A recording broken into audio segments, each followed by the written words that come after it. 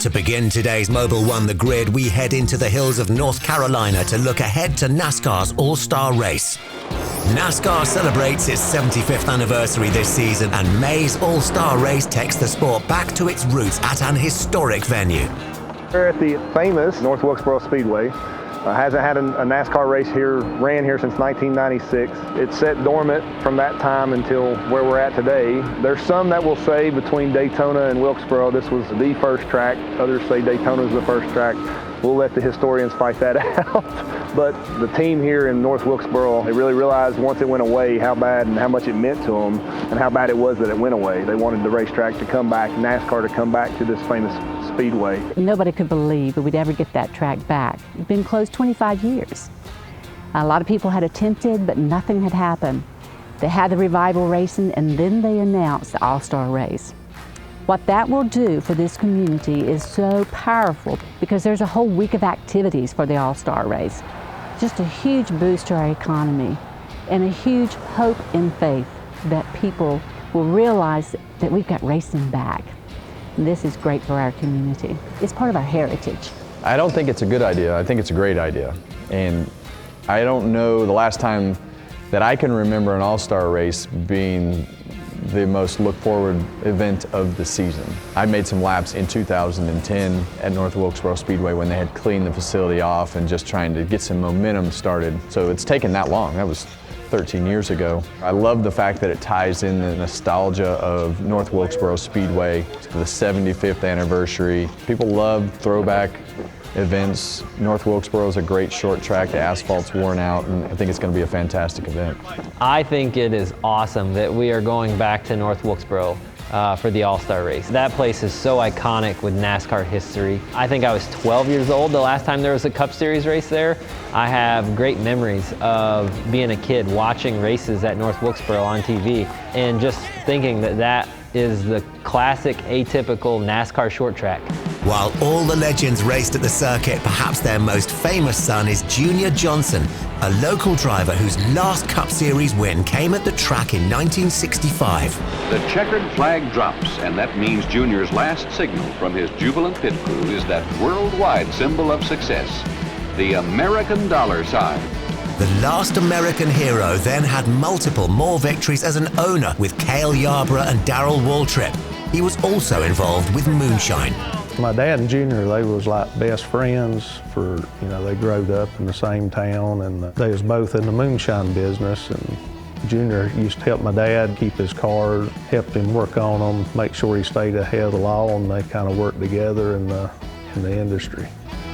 Call Family Distillers are sponsors at the circuit, and the connection between fast cars running illegal moonshine and whiskey through the hills of Wilkes County made it a natural place for one of NASCAR's first racetracks.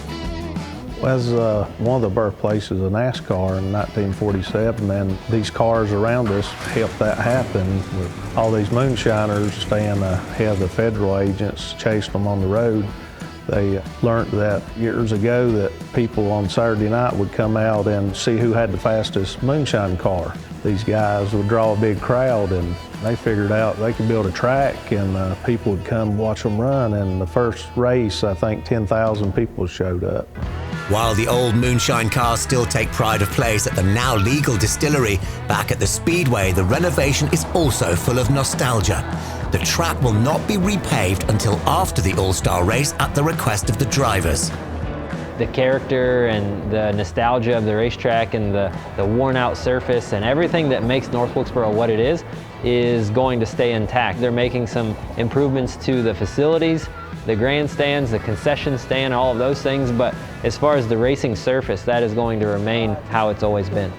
When you go there, you'll have to feel the asphalt. It is like a cheese grater to tires, and it will rip them up so quick that a driver that just wants to go fast and prove, hey, I'm faster than you, well, if that's a 20-lap race, he's going to be lapped in 10. It just destroys the tires, and for a race car driver, it's as much a mental battle as it is anything to just hold yourself back, almost like a jockey where he's holding his horse back until that final run where he's just going to go blowing by everybody. After the success of last year's racetrack revival, All-Star Week is guaranteed to be special. With only 30,000 seats, it's the hottest ticket in NASCAR, and for those fans who attend and the millions who watch on TV, it'll be a great 75th anniversary throwback.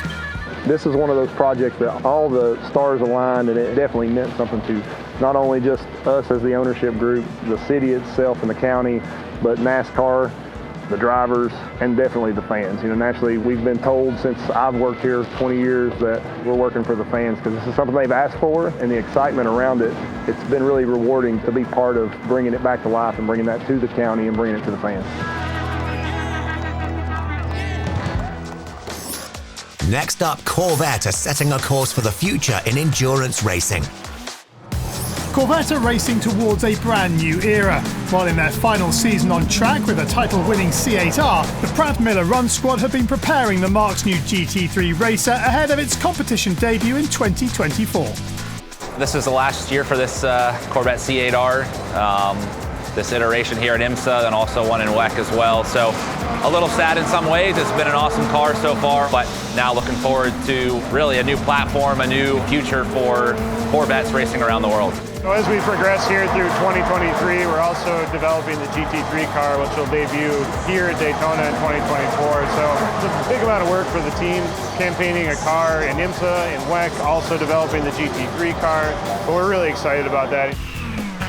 The GT3R will compete in the newly aligned World Endurance and IMSA GT3 categories next season, replacing the current C8R in the WEC and its GTD modified version used in North America. It's going to be great to have the GT3R on track.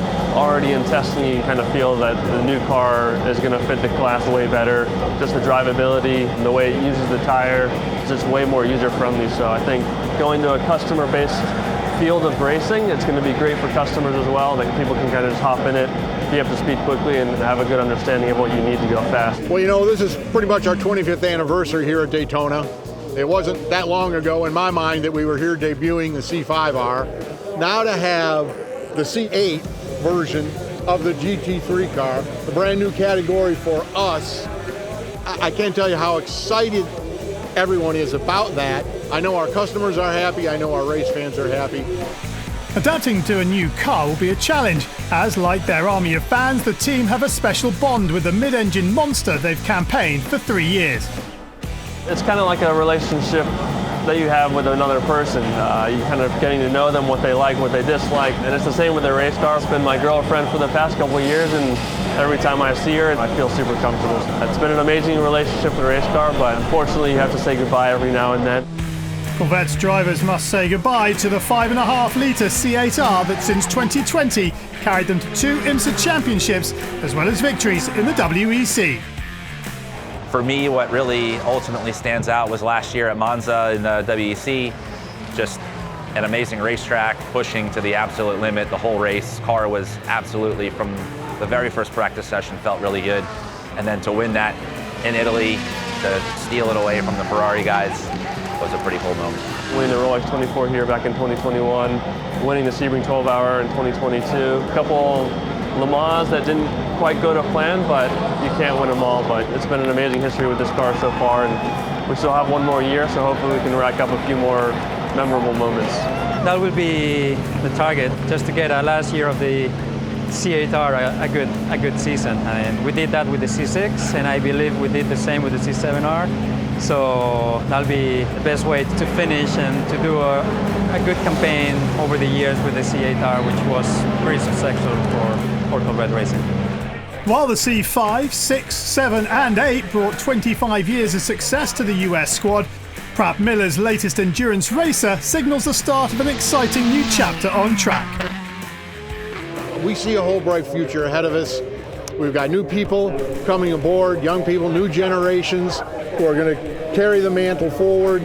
We still have our die-hard race fans. We've got new race fans now all over the world are going to get to see this car compete in the hands of privateers. It couldn't be more exciting for me, and I know the team's really geeked about it as well. Time now to find out how Toyota helped their drivers perform on race day. At the Toyota Performance Center in North Carolina, racers train throughout the season to make sure they are as well engineered as their race cars. Here is about fine-tuning the driver the same way the engineers and the teams fine-tune the car.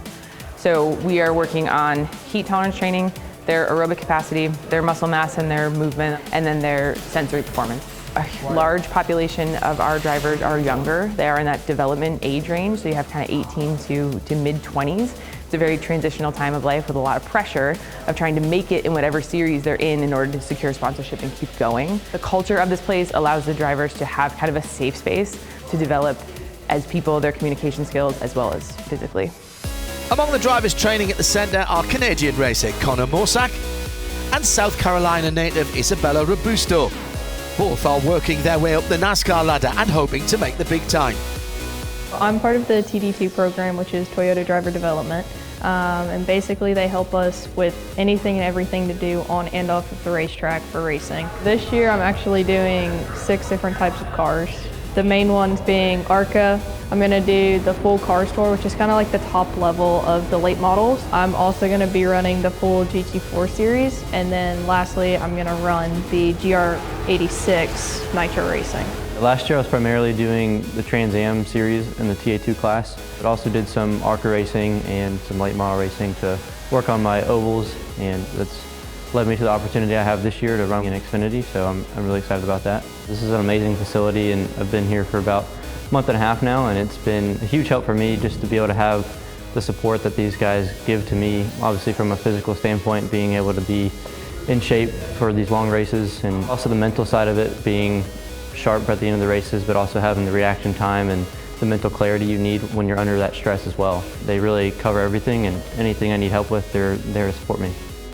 It might sound contradictory, but younger drivers actually need more attention from the performance experts, as, despite their youth, they're less adapted to the rigours of long, ferociously competitive races. 3 things are contributing to their heart rate going up in the car. One is the actual physical act of driving, which gets easier the more experience that you have. It takes less energy to kind of physically get the car around. The other is the heat. For every 1 degree Celsius that your core body temperature raises, your resting heartbeat is going to go up 10 beats per minute. And the last would be like the emotional stress of driving, which again is easier the more experienced you are. And we work on their recovery. So every time there's a caution, kind of giving them the tools, the breath work, the different kind of mental states to be able to pull their heart rate back down, so that the next time it goes up, when we get under green again, they're not raising as high as they would be if they didn't lower their heart rate as much.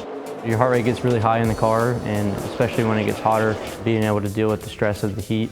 So we do a lot of cardio-based training, and even the stuff we do with weights is usually pretty high intensity and more in the higher rep range. So you're really working on being able to build endurance and keep your heart rate down, and being able to focus mentally while your heart rate is elevated and while you're tired. Nutrition is taking just as seriously as the physical conditioning, especially with the younger racers, who are often now living away from home and feeding themselves whilst trying to maintain peak condition.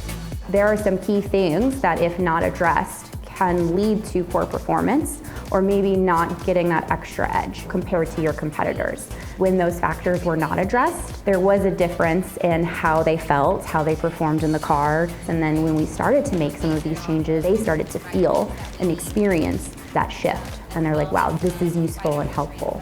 When I first started last year, we went into Nutrition 101, which is kind of like the broad things of what you should and shouldn't eat, and then also ways to fix it if you have bad habits. But now it's getting dialed into supplements, as well as my macros, and hit all the marks that we kind of set.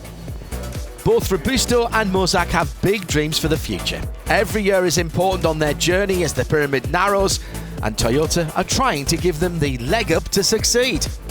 The dream is to race on Sundays. I want to be in the Cup Series, and not only win when I get in the Cup Series, but win in all of the series on the way up there. Hopefully get some good results, and then be able to go full-time in Xfinity next year with a top team and be able to win a lot of races. Dreams to be a Cup Series champion. Sports cars now, as we join a star driver reliving their all-important first win. From Formula One to World Rally, and from IndyCar to sports car racing, this season we're finding out how important that breakthrough victory can be. We caught up with 2015 Le Mans winner Nick Tandy at Daytona, the scene of his first factory Porsche win in the 2014 Rolex 24. Coming here in 2014, It is something I remember vividly because it was the start of the factory effort in the IMSA series, what was the Tudor United Sports Car Series back then. And it was a massive thing for our sport. It was this basically a new class in GTLM that the factory teams were coming into. And it was my first gig with the Porsche factory as a race team. I'd been a factory driver, but raced in RSR cars with different teams. So to come here as a factory effort, that is something massively memorable in itself. Alongside Patrick Pilet and Richard Leitz, Tandy would pilot the number 911 Works RSR in what was the first race for the newly formed Porsche North America squad. So I remember I started the race. I think Patrick or Richie definitely went after me. We hadn't raced together as a trio before, but we all knew each other from being part of this Porsche factory driver family. It didn't matter who was driving at what point. We had so much support from the crew in the pit, the core Autosport crew that ran the car, and obviously the Porsche engineers and everyone that came from Germany and elsewhere to run this program. It was magical. By the time the sun came up on Sunday morning, the team's sister car had encountered problems, but the number 911 was still fighting hard for top spot. Coming up into the morning, we were looking good on our side with the 911 car. We were still up front and we were battling with the Ford Corvette. And I remember they had a technical issue, dropped some time, and it was this point, maybe with about 5 hours to go, I thought, it's possible. You know, we could be in a prime shot to win this. Nearer the end, the final sort of hour, we were fighting with that BMW, came back into the race, got a couple of laps back, and it became a bit stressful, but that just made it all the better when we did actually cross the line and win it. GTLM battle comes to the line and Porsche wins. What a debut for the North American factory Porsche team in their very first race. It was magical. It was a great start, and honestly I think it worked so well because I saw what came the next, 7 years of this program with the same people, the same class, the same type of car. We had 3 different cars along the way, of course. It was a mega period and something I'm immensely proud to have been part of and will always hold dear to my heart. It was a big part of my career.